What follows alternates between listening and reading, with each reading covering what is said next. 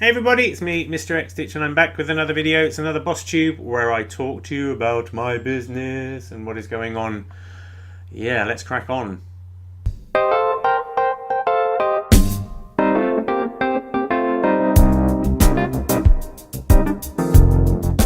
So yeah, it's February. Funny old month, February. Goes by pretty quick, doesn't it? But hey, spring is on the horizon.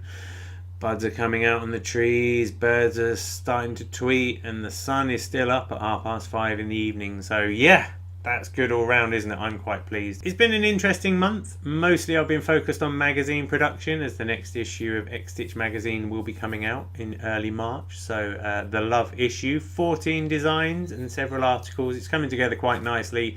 Been doing an awful lot of procrastinating, if I'm honest though. I did my accounts because that was procrastination, but a sort of useful procrastination, it has to be said. Thanks to me reading that Why We Sleep book last month, I've also been making sure that I go to bed at a reasonable time, so that's somewhat eaten into my production time. But hey, I'll get there in the end.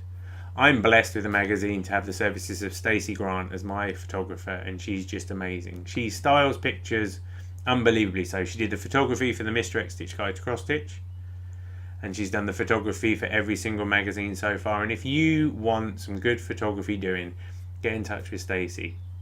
I'll put a link to her website in the notes. She's great. She's a damn fine person, good friend. And so she makes my job a lot easier because I curate the designs, I find the people, we work out what designs are going to go in the magazine, and then all the pieces get stitched, sent to her, she takes photos, I bang them in, the rest is nice and easy, to be honest. So yeah, the magazine's coming along quite nicely, and that's quite good. In other news, last week I went to the Birmingham NEC to Stitches, which is a trade show for kind of the craft sector, and it was quite interesting. I was also shortlisted for Stitching Blog in the British Craft Awards. Came third, which is fine. It is a bit of a popularity contest, like it's who can get the most votes that kind of wins, and I probably could have tried harder if I'm honest. But big congratulations to Sally from Caterpillar Cross Stitch, who got Best Stitching Designer. Big up, Sally. You've done incredibly well in such a short space of time. So she's doing really well. And she's got patterns, like Shakespeare official patterns going on. Just go and visit Sally's YouTube channel and see what she's up to. She's also very well lit. And that isn't even a drugs reference. She's a genuinely well lit person. So we went to the show, and it was really good. I got to do networking, and I know quite a few people in like the sector, so it was nice to see my friends from DMC and my friends from Zweigart and talk to them about how we can work together in the future, and I think there'll be some interesting developments on that horizon coming soon. I also talked to the organiser of the show to see what we can do together, and indeed when in March at Sewing for Pleasure, which is also at the NEC, I will be there for 3 of the 4 days doing some workshops in association with the show and in association with Search Press, who are the producers of the Mr. XStitch Guide to Cross Stitch. So that'll be quite nice to just kind of hang out, and I've got a few like guest stars coming to join me on the days that I'm there as well, so you'll find out more about that soon, I'm sure. If you are in the area and you're able to come to that show, it's quite a good one. I'll be popping down to Olympia to the Spring Knitting and Stitching show to hang out there on Thursday to see people and do a bit of networking and catching up and all those sorts of things. It's the first year for 5 years that I haven't had a stand at the show, and that's fine. But it'll be quite nice to go as a punter and just meander around and see people and see what's going on and all those sorts of things. Lots of shows on at the moment as well. I'm doing some workshops at the Country Living Fair, which is at the end of March. You can get free tickets. I've got some complimentary ticket links, so I'll put that information in the show notes, and if you want to come along, say hi. I'm doing a workshop at the end of one of the days. Should be quite nice and chilled, really. And I think that's it as far as the shows are concerned. They sort of all happen at once at this time of the year. It is quite nice in a way not to be doing the spring show because it's quite a commitment. I mean, I've still got pieces that I need to return to people from when I put them up last year at the show. And the show, it's 4 days of being nice to people. 4 days of having to be nice to people who think you're great. As you can imagine, it's a very difficult thing to do. But yeah, 4 days plus a few days on either side, and it can be quite taxing. It definitely takes a bit of time out and stuff. So in a way, it's quite nice to have that freedom to just go down as a person for the 1 day this time, rather than having to be there the whole time. In book news, I've been listening to a book called Never Lose a Customer Again by a guy called Joey Coleman. It's a very interesting sales book. It kind of talks about the customer experience, and he has 8 stages that you go through with a customer.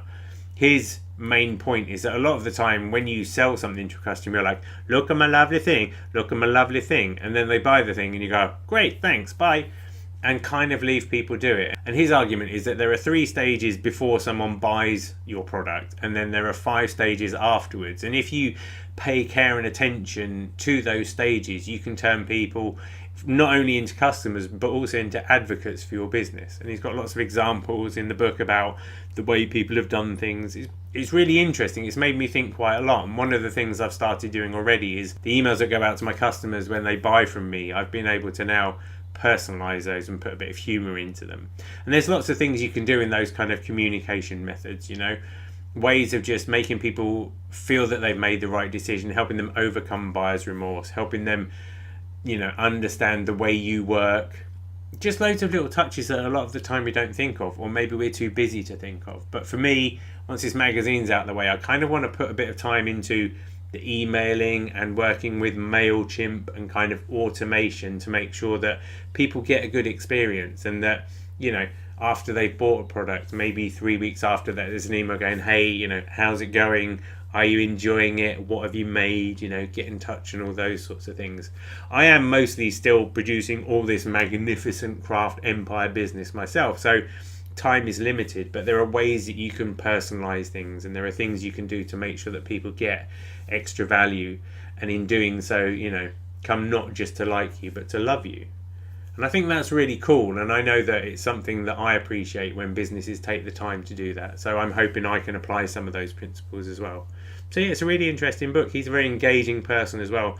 I think this, a lot of the time with business books, I listen to them and then I usually refund them on Audible, because you can exchange them, and therefore, you know, if you've got a few credits, you can return books and get more books out and stuff. But I feel like this is one I'll probably keep a hold of and keep re-listening to, because there's lots of wisdom in there. And at each section he has different questions that he asks you that make you think about, you know, what are the emotions, what feelings do people want to get when they buy things from you? What are people hoping to achieve? How do you know when someone's achieved what they wanted with your goal? You know, for me, buying the magazine is one thing, but for people, they have to like stitch a thing, and if they stitch a thing, then that's the goal that we're after, because they've started making something with the magazine. How do we find out about that? How do we inspire people? How do we get their feedback? So lots of food for thought there, which unfortunately has come at a time when I should be working on the magazine and not procrastinating so much. But hey, you can tell it's procrastination time because I'm making this video, and I've just made another video about nappies. But yeah, that one, I've been feeling like I wanted to make it for a long time. Hopefully it'll be quite good when it comes out, and I'll just make it and put it out there and it'll be great. I just wanted to make it, really. Weirdly, although this is a really short video, I think that's probably all I have to say right now. I would love to hear from you. I would love to hear from you. Do you have any questions? I was very grateful for feedback I got from the last BossTube video, particularly at the end when I went, oh, by the way, I'm thinking about running a course. I am still thinking about running that course, and there'll be more news on that when I've got the headspace to think about it. But yeah, I'd just love to hear from you. Do you have any great customer experiences that you'd like to share? Do you have any business books that I should be listening to put on my Audible list? I'd love to hear from you. Just generally, you know, tell us a joke. I hope that spring is springing and the sap is rising and that all is well with you. And for now, I will sign off with a fleeting BossTube video. I love each and every one of you. You know I do. Until next time, everybody, happy stitching. Thanks for taking the time to watch this video. I really hope you enjoyed it. If you did like the video, please feel free to like the video, and hopefully you'll subscribe to the channel as well. I'm Mr. XStitch, I'm the Kingpin of Contemporary Embroidery, and I'm here to change the way you think about needlework. So if you're into that sort of thing, subscribe to the channel and join us for the ride. Thanks very much.